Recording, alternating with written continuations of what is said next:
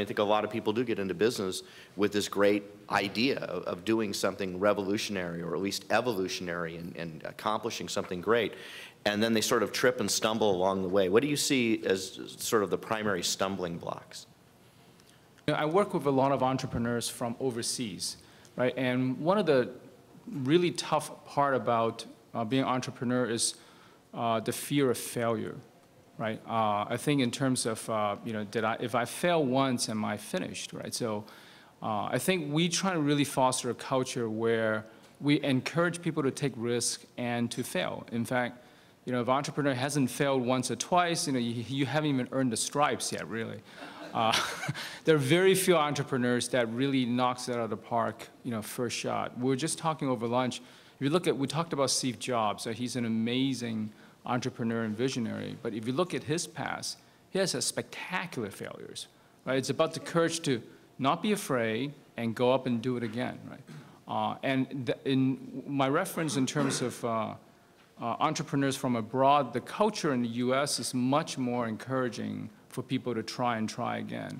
You go abroad, it gets much more challenging in terms of you only really have one shot, right? And to really kind of get people over the mentality that, you know, it really takes a number of failures before you can really know what to do to be successful. I think it's a really important thing to embody.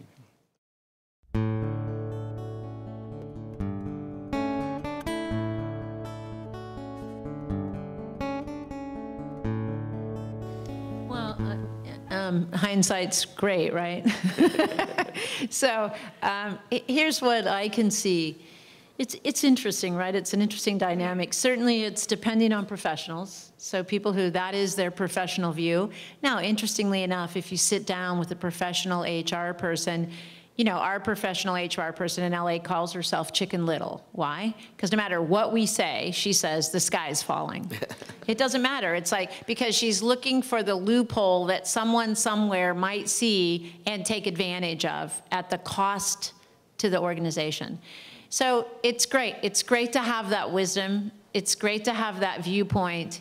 And then sometimes I think we measure the amount we're willing to pay to usher in a new view of business. So it's tricky. You just have to be willing to take the risk and know you could lose. But, you know, lots of great things have been created, like you said, through taking a risk and losing, but then somebody else picked it up where you left off and they took it the next distance.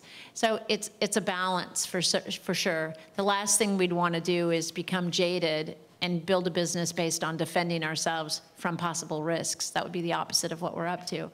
And so for us, it's staying within the gray area of the law, because believe me, there's lots of gray area. That's why lawyers have a lot of business, there's a lot of business lawyers out there, because there's a lot of gray area and cases are fought in the gray area. So it's staying within the gray area, but also I would say it's smart to have a lawyer on your side, someone who's invested in your vision, because that's a valuable person. So you want a lawyer with vision, and that's kind of like bringing money to business. It's like you want to bring ethics into the legal arena.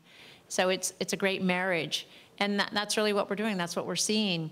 And then, you know, the other part that I can say is we don't want to give up on the transformation of people. It's not like the people who are suing us weren't difficult employees. They were. We just didn't give up on them.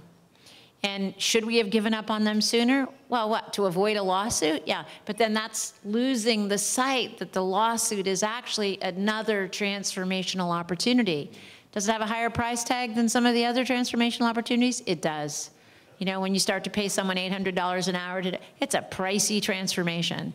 But is that transformation going to forward our organization? It is. Can we see how? Not yet. Right now, it's just kind of like blindsided us. But we're learning to see. It's going to set us up for, I mean, this is the opportunity of lemonade out of lemons. You know, that's just not a poster on the wall. That's like you actually got to get in the trenches there and do the work. So, but it's important to know the law. And it's important to have a professional tell you what that law is, and then choose which ones of those laws you're willing to take a risk at, altering, changing, stretching. It's a great lesson. I'll let you know next year how it goes. It's not a short process.